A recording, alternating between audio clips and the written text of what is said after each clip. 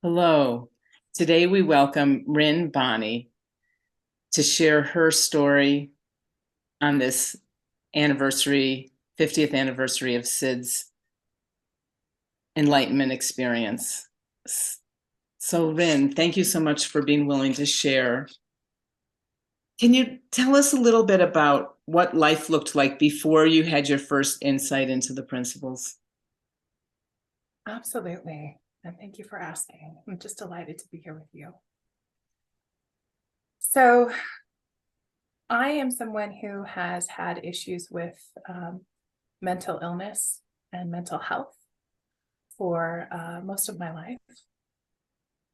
And the way that I understood it was that there was something wrong with me. And that if I simply looked hard enough, right, did it right, that I would somehow find the answer to my problem, right? I'd fix myself and then I'd be okay. And then I would be worthy. And then my life would make sense. And then I could be happy. Like that was true. And that's what looked true.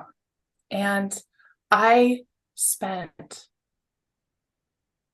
all of my life, right? All of my energy, all of my attention, everything that it's like all of my waking moments and my sleeping ones too, like on this quest as this seeker to try and find what it is that was missing. And I was given a beautiful education in various spiritual paths and practices and, studied anything that caught my attention that I thought might help make it better. But the anxiety and the depression and the just the real disturbance to my peace of mind. My lived experience was actually suicidal ideation. So I was obsessed with ending this experience of checking out. And it was this ultimate escape fantasy. And I have tried to commit suicide 5 times in my life. And I just couldn't die. Which sounds bizarre, but it's just the truth of it. So that's where I was coming from. That's how disturbed I was, right? Delusional and simply so unhappy in the human experience and so desperate for help, for relief, for clarity and understanding that I simply could find for, a millisecond here or a millisecond there. Or if I tried so very hard with all of my energy and all of my attention, I could focus on someone else's ideas of what it would take to make me happy. And it would work for a minute or two. But as soon as I stopped giving it my full attention, my reality would snap back to the creation of my own mind and the disturbance that I saw there. What was your first insight? Oh, my first insight was a beautiful feeling. And I was so desperate that I took my baby, right? My infant son, he was 4 months old. And we traveled all the way to Glasgow, Scotland, from the middle of America. It took us 24 hours. And I walked into this room, a bunch of Scots and English. And I listened to this man share this beautiful wisdom that he had learned. And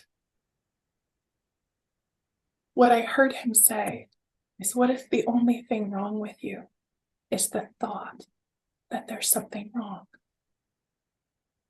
And my head heard it, but it landed in my heart. And my heart knew that it was true, like knew it. And in that moment, the entire experience just shifted because I was able to give up, right? If only for a moment, the crazy seeking that had consumed my life, that I needed to find something outside of me to fix me. But that the reality was I wasn't broken. It was simply the thought of brokenness that was causing all of this disruption. It's so beautiful. I can feel that. How has your life changed and your practice changed since gaining a new understanding based on the three principles?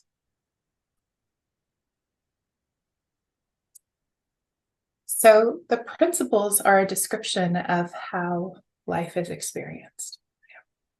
Thought, mind, and consciousness are the gifts that were given to explore our humanity. And when I had that insight that I wasn't broken and needed fixing, suddenly all of my attention shifted from what I thought was required to heal my brokenness to simply learning to be present and accept what is. And having this beautiful exploration to really learn who and what I am, like to get to know me in a way that I could never have imagined as possible. That gift of insight, right? Our ability to have a shift in perception and see the world as it truly is, not the way that we make it up. That gift in itself, and that it can happen again and again and again in every moment of every day, that is available for us in our lived experience. That's what I know to be true about my life. And the impact that has means that I am never, ever a victim of the world I see. I am never stuck in my human experience. I am never more than a thought away from a beautiful feeling, joy, and contentment. So I'm able to go out into life, step into the arena, as a wise man once said, and actually like fully engage with the human experience for everything that it's worth, the highs and the lows and the joy and the sorrow and just the complete package of humanity, but from that beautiful place of grounded understanding, knowing the truth of who and what I am from that solid ground. And from there, the infinite potential, a creative force of the universe, right? God is so accessible, is so understood that my human experience is something called the happy dream. It's just joyful. And how do you see this understanding changing the field of mental health and our understanding of the human spirit beyond the gift that you've already are and are sharing just through your transformation? So there's beautiful wisdom being shared by three principles coaches and teachers. And it's this idea of what we are and what we do with what we are. So I think Jack Pransky says all we are is love, peace, joy, and the ability to think that we're not. And it's so interesting what has been created in reality around what we think mental illness is, what we think it means to be suffering from those kinds of experiences, right? That we have thingified these labels and actually created them as real. Like, this is true.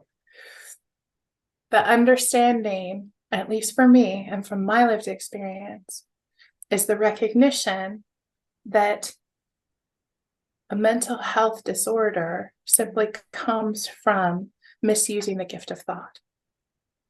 So as this understanding is shared, right, as this explanation of how human minds create the human experience, when it becomes more accepted and more embraced by in the mainstream, we will wake up to the idea that every human being is sitting in innate mental well-being. There is no such thing.